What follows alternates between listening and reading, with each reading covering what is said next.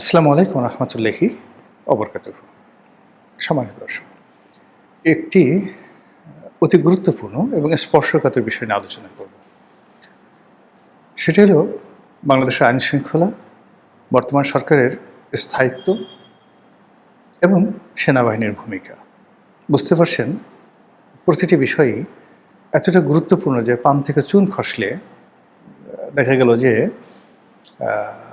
আমাদের দেশের যে চিরাচরিত অবস্থা, যে কোনো একটা দ্বন্দ্ব ফ্যাসাদ, বিবাদ, বিসংবাদ তৈরি হয়ে যেতে পারে।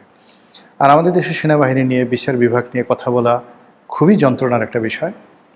তারপর এর কারণ হলো বিচার বিভাগ এবং সেনাবাহিনী যদি আপনাকে টার্গেট করে ফেলে, বিচার বিভাগ বলে যে আপনি অবমাননা করেছেন।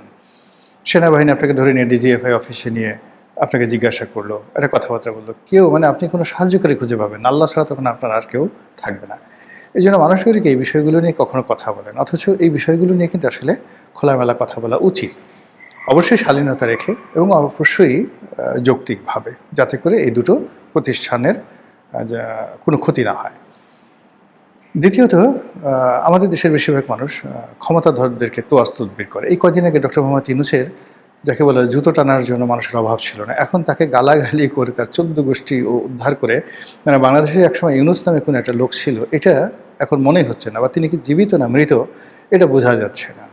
তো সেই ক্ষেত্রে এই তারেক রহমান সাহেবকে কেন্দ্র করে কয়দিন আগে যারা আজে বাজে কথাবার্তা বলতো, ভীষণ রকম আজে বাজে কথা বলতো, এখন সেই সমস্ত মানুষ এতগুলো দরবেশ সেজে গেছে, তারা এখন তারেক রহমান সাহেবকে আব্বা ডাকেন, বাপ ডাকেন।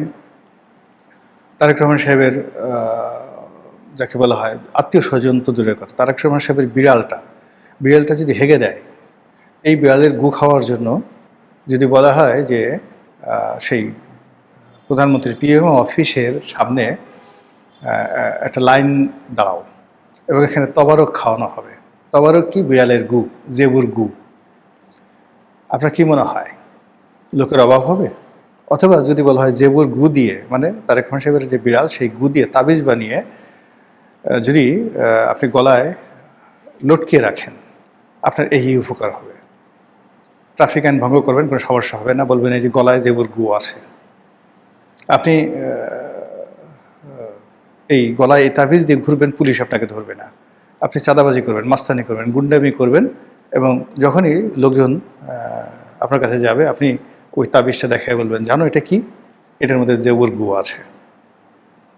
আপনি যদি এই কালচারও বাংলাদেশে চালু হয়ে যায়, আমি অবাক হব না। আমাদের দেশের মানুষগুলো আসলে এরকম অসভ্য, ভীষণ রকম অসভ্য। এরা কোনো অবস্থাতেই সভ্যতা ধারণ করে না, অসভ্যতাটাকে ক্রমশ বাড়াতে থাকে। তো সেই দিক থেকে গত ২ বছরে শেখ হাসিনার পতনের পরে যে অসভ্যতামিগুলো শুরু হয়েছে এই বাংলাদেশে, বিশেষ করে মব কালচার, চাঁদাবাজি, খুন, ধর্ষণ, রাহাজানি এবং আইনশৃঙ্খলার যে অবনতি, এটা ক্রমশ বাড়ছে এবং আগামীতে বাড়বে। এবং এখানে মোটামুটি যতটা ব্যালেন্স, এই ব্যালেন্স সেনাবাহিনী রক্ষা করছে। পুলিশ আসলে এখানে মানসিকভাবে গত ২ বছর যাবৎ তারা যে ট্রমার মধ্যে আছে, এবং এখনও পর্যন্ত পুলিশের মধ্যে যে ট্রমা চলছে, এই ট্রমা পুলিশ কাটিয়ে উঠতে পারেনি। এর মধ্যে একবার পোশাক পরিবর্তন হয়েছে, আবার পোশাক পরিবর্তন হবে। ৩টে গ্রুপ এখানে চলে গেছে। শেখ হাসিনার গ্রুপ চলে গেছে, ছাত্রলীগের গ্রুপ চলে গেছে, ইউনূসের গ্রুপ চলে গেছে, জামাতের গ্রুপ চলে গেছে। ৩টে গ্রুপ চলে গেছে।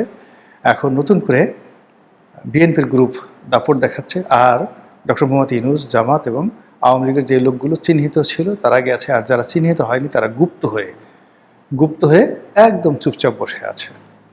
এরা কোনো কাজ করছে না এবং কোনো কাজ করবে না। ফলে পুলিশ দিয়ে আমাদের এই অবস্থার উন্নতি হবে না। এবং এই কারণে কি হলো, হঠাৎ করে যখন এই সেনাবাহিনী জুন মাসে মাঠ থেকে চলে যাবে, তখন সরকারের অবস্থায় কী হবে, এই বিষয়গুলো নিয়ে আলাপ আলোচনা হচ্ছে। প্রথমত, সেনাবাহিনী হঠাৎ করে এখান থেকে সরিয়ে নেওয়ার কথা আসলো কেন? এখানে সরকারের সাথে সেনাবাহিনীর সঙ্গে কোনো দূরত্ব তৈরি হয়েছে, বা সরকারের মধ্যে কোনো ইগো তৈরি হয়েছে? এই কারণ হলো, কিছু মানুষ আছে যারা বলার চেষ্টা করছেন, ডক্টর মোহাম্মদ ইউনূস যেভাবে একটা সেনা সমর্থিত সরকার ছিল, সেনাবাহিনী মাঠ থেকে সরে গেলে ডক্টর ইউনূস ১ মিনিট টিকতে পারত না। একইভাবে তারেক রহমান সাহেবের সরকারও সেনা সমর্থিত সরকার। কাজেই সেনাবাহিনী যদি না থাকে তারেক রহমান সাহেব টিকবে না। এই বদনাম থেকে নিজেদেরকে রক্ষা করার জন্য, নিজেদের বীরত্ব দেখানোর জন্য সেনাবাহিনী ব্যারাকে ফেরত পাঠানো হতে পারে। ১ ২ নম্বর হলো যে নির্বাচনের আগে ইনুস জামানাতে জেনারেল ওয়াকারুজ্জামান বেশ স্পষ্ট করে বলেছিলেন যে আমরা মাঠে থাকতে চাচ্ছি না, যত দ্রুত সম্ভব একটি নির্বাচন হবে, নির্বাচন দিয়ে আমরা আমাদের কর্মস্থলে ব্যারাকে ফিরে যাব। সেই কারণে এটা একটা শিডিউল, তাদের যে নর্মাল শিডিউল বা তারা যেভাবে আগে কথা দিয়েছিল ঠিক সেই কারণে হতে পারে। অথবা সেই সেনাবাহিনী ব্যারাকে ফিরিয়ে এনে আবার সেনাবাহিনী নামানো হতে পারে নতুন করে সেই অপারেশন ক্লিন হার্ট চালানোর জন্য, হতে পারে যে কোনো। এখন এগুলো নিয়ে নানা রকম কথাবার্তা হচ্ছে। দেশি বিদেশি যে সকল কন্টেন্ট ক্রিয়েটার রয়েছেন যারা সরকার বিরোধী, তাদের বক্তব্য হলো যে এই সেনাবাহিনী উঠে গেলে এই সরকার 1 ঘন্টা টিকবে না। আবার যারা প্রো গভর্নমেন্ট সরকারের পক্ষে লোক, তাদের বক্তব্য হলো যে এই সরকার তো সেনাবাহিনীর হাত ধরে ক্ষমতা আসেনি, এ সরকার তো সেনাবাহিনীর নির্ভরশীল নয়, তার একটা বিশাল কর্মী বাহিনী রয়েছে। সারা বাংলাদেশে বিএনপির প্রায় 6 কোটি লোক বিএনপি করে, এর মধ্যে সক্ষম ভোটার নেতাকর্মী মিলিয়ে নট লেস দ্যান যারা লাঠি হাতে নাতে পারে এদের সংখ্যা 1 কোটির উপরে। তো সেই 1 কোটি লোকের যিনি নেতা তিনি এখন উজিরে আজম। তো সেই উজিরে আজম তিনি কেন মাত্র আমাদের 1.5 লাখ 2 লাখ সেনাবাহিনীর সদস্য রয়েছেন তাদের উপর কেন নির্ভর করবেন? এটা তো হয় না। এই কথাবার্তা চলছে। আর এরই মধ্যে সেনা প্রত্যাহার যদি শুরু হয়ে যায়, যেটা স্বরাষ্ট্রমন্ত্রী বলেছেন জুন মাস থেকে পর্যায়ক্রমে তোলা হবে। এখন পর্যায়ক্রমে বলতে উপজেলা গুলোতে যে সেনাবাহিনী আছে সেগুলো জেলাতে আসতে পারে, আবার জেলা থেকে যে সকল সেনাবাহিনী আছে সেগুলো বিভাগীয় পর্যায়ে আসতে পারে এবং পরবর্তীতে পর্যায়ক্রমে বিভাগ থেকে একেবারে ক্যান্টনমেন্টে ফিরতে পারে বা স্ব যে এরিয়া রয়েছে সেই এরিয়াতে ফিরতে পারে, হোয়াট এভার মেবি। কিন্তু বাস্তবতা হলো মাঠের যে আইন শৃঙ্খলা এটা ভালো না। 2 নম্বর হলো যে সেনাবাহিনীকে ভয় পায় জনগণ এখন। তো সেনাবাহিনীর উপস্থিতির কারণে রাজনীতির যে হানাহানি মারামারি কাটাকাটি অন্তত ধরুন 98% এটা বন্ধ আছে। যারা সুযোগ সন্ধানী, অন্যায় করবেন অপকর্ম করবেন সুযোগ খুঁজছেন, তারা চোখ বুজে অপেক্ষা করছেন সেনাবাহিনী কখন নামবে বা সেনাবাহিনী কখন উঠে আসবে। ফলে সেনাবাহিনী উঠে আসার সঙ্গে সঙ্গে একটি যাকে বলা হয় অনিয়ন্ত্রিত পরিস্থিতির সৃষ্টি হতে পারে।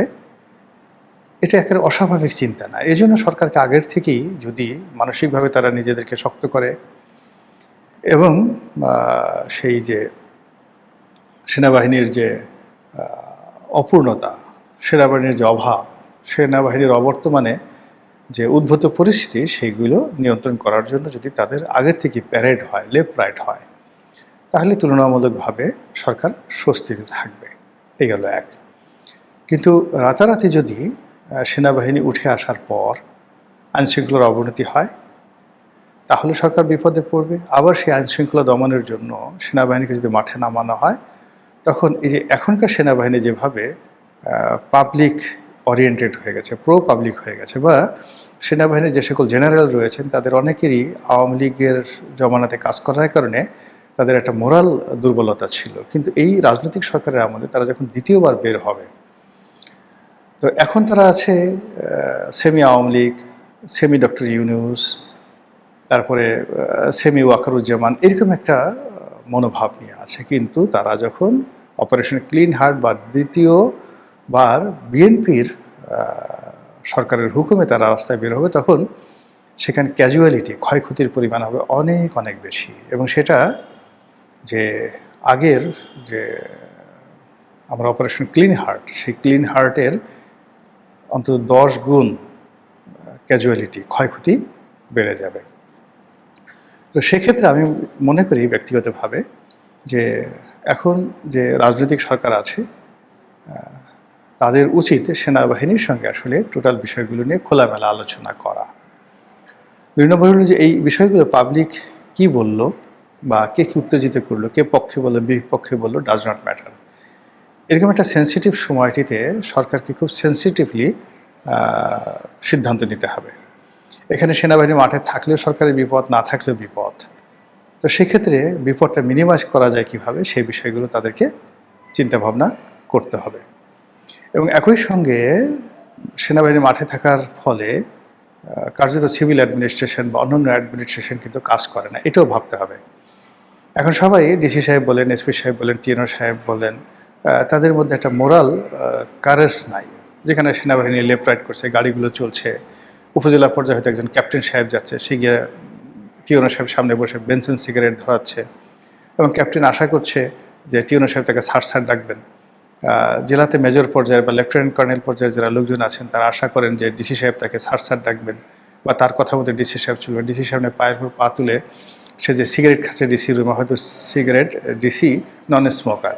তো এরকম আমি জাস্ট একটা উদাহরণ দিলাম। আমি যখন 2008 সনে এমপি হলাম তখনও সেনাবাহিনী মাঠে ছিল, আমি এরকম কিছু আচরণ দেখেছি। তো শেখ হাসিনা খুব দ্রুত গতিতে তাদেরকে ব্যারাকে ফিরিয়ে আনার ফলে সেখানে কিন্তু আইনশৃঙ্খলাটা ফিরে এসেছিল। তো এক্ষেত্রেও এখন আইনশৃঙ্খলা ভালো না, অর্থাৎ সিভিল অ্যাডমিনিস্ট্রেশন সরকারকে সহযোগিতা করতে পারছে না, পুলিশ অ্যাক্টিভেট হতে পারছে না। এখানে সেনাবাহিনীর উপস্থিতিতে এটা হয় না, কখনই হয় না। এমনকি রাজনৈতিক যারা ব্যক্তিত্ব রয়েছেন, মন্ত্রী রয়েছেন, এমপি রয়েছেন, তারাও স্ব নির্বাচনী এলাকা, স্ব মন্ত্রণালয়, সেখানে যখন মিলিটারির উপস্থিতি থাকে তখন তারা এক ধরনের সাইকোলজিক্যাল প্রেশারে থাকে। আমাদের দেশে মিলিটারির ইতিহাসে যেমন সামরিক শাসন, জরুরি অবস্থা, এগুলো তো খুব বিরূপ ইতিহাস আছে এবং প্রায় সবারই নেতিবাচক অভিজ্ঞতা রয়েছে। তো সেই কারণে হয় কি, এখানে রাজনৈতিক যে শক্তি প্লাস সিভিল অ্যাডমিনিস্ট্রেশনের শক্তি, পুলিশের শক্তি, এই শক্তিগুলো রাষ্ট্রের কাজে লাগছে না। তো সেই সব মিলিয়ে সরকারকে কৌশল করে যাতে সাপও না মরে, লাঠিও না ভাঙে, এইভাবে পরিস্থিতি নিয়ন্ত্রণ করতে হবে। আদারওয়াইজ বিষয়টা এতটা সেন্সিটিভ যে এখানে যদি কোনো কারণে ভুল হয় তাহলে সরকারের যে দায় দায়িত্ব এই মুহূর্তে বা সরকারের জন্য যে বোঝা হয়ে দেখা দেবে, সেই বোঝার ভার সরকারের পক্ষে বহন করা সম্ভব হবে না। মহান আল্লাহ আমাদের সবাইকে হেদায়েত দান করুন এবং হেফাজত করুন। আসসালামু আলাইকুম ওয়া রাহমাতুল্লাহি ওয়া বারাকাতুহু।